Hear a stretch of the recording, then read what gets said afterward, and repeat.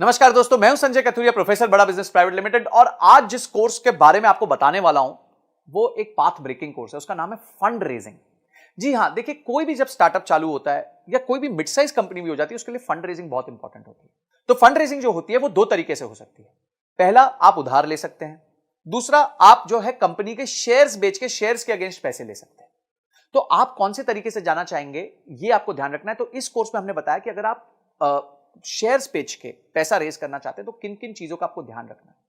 उसके लिए आपको इन्वेस्टर्स के सामने पिच करना पड़ेगा। देखिए, उधारी में क्या होता है, उधारी तो बड़ी सिंपल है। आप गए, आपने प्रोजेक्शन दी, आपके पास कोई जमीन है, उस जमीन के वैल्यू के अगेंस्ट आपको लोन मिल जाएगा और आप धीरे धीरे उस लोन को चुका देंगे।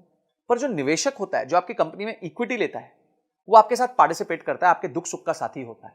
तो इसीलिए उसको आपका बिजनेस के समझना बहुत ज्यादा जरूरी होता है। और इसमें आपको बहुत चीजों का ध्यान रखना पड़ता है। पहले आपको ध्यान रखना पड़ता है कि किस तरीके के निवेशक को आपको आपको जिसको पास जाना चाहिए, आपका ऑब्जेक्टिव क्या है फंड रेज करने का, आपको इन्वेस्टमेंट चाहिए क्यों, आपका बजट क्या है, आप क्या करोगे उस पैसे के साथ। उसके बाद जब आप पैसे ले लोगे तो उसमें कहां उसको निवेश करोगे, निवेश करने के बाद किस तरह के रिटर्न्स कमा के दोगे। समझिए, आज आपका रेवेन्यू 1 करोड़ रुपए साल का है और आपने 5 करोड़ रुपए रेज किए, तो इस 5 करोड़ के साथ क्या आप अपने बिजनेस को 1 करोड़ रुपए साल के से लेकर 10 करोड़ तक लेके जा सकते हैं।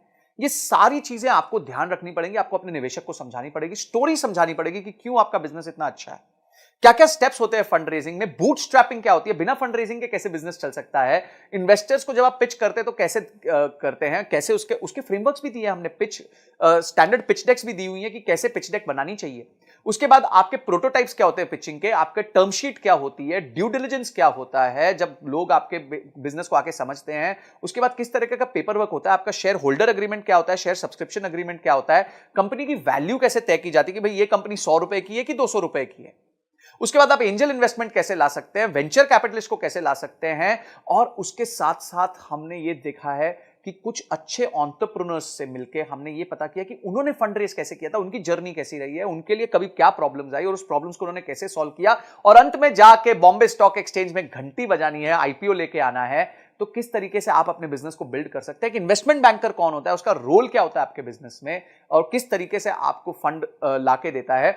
आप उसके बाद इन्वेस्टर रिलेशंस कैसे मैनेज करते हैं, जब निवेशक बोर्ड पे आ जाता है उसके साथ कैसे अपना आप रिलेशन मैनेज करेंगे। ऐसी 32 पावरफुल वीडियोस हमने बनाई हैं जिसमें case studies, examples, real life cases हमने लिए हैं, जिसको आप यूज करके फंड रेजिंग कर सकते हैं। तो बाप रे, इतना सुनने के बाद ही आपको मन करना चाहिए कि मैं इस कोर्स को अनलॉक कर लूं, इमीडिएटली अनलॉक कर लूं और जाके सारे वीडियोस को ध्यान से पढूं, उसको इंप्लीमेंट करूं और उसके बाद उसके रीडिंग मटेरियल्स को पढ़ के उसको और डीप में समझूं। तो ये सारी चीजें हमारे एक ही कोर्स में इतना सब आपको मिल जाएगा, इतनी सारी आपकी प्रॉब्लम सॉल्व हो जाएंगी। आपका गोल है अगर कि कंपनी के लिए फंड रेज करना है तो आप इस वीडियोस को देख के बहुत अपने आप को इक्विप कर सकते हैं, प्रिपेयर कर सकते हैं। इसके साथ हमने 450 फंड्स की लिस्ट भी दी है जिनको आप अप्रोच कर सकते हैं, उनके फोन नंबर के साथ, उनके किसको आपको अप्रोच करना है उसके साथ। ये सारी चीजें हमने इसके साथ फ्री रिसोर्सेज दिए हुए हैं। तो इमीडिएटली जो है एक्शन लीजिए, क्योंकि एक्शन के बिना कोई परिवर्तन नहीं आएगा, कोई चेंज नहीं आएगा। तो आपने इस वीडियो को देखा, आपने इस कोर्स को अनलॉक किया और आपने ये तय किया कि इस कोर्स को देखने के बाद मैं फंड रेज में और ताकतवर हो जाऊंगा।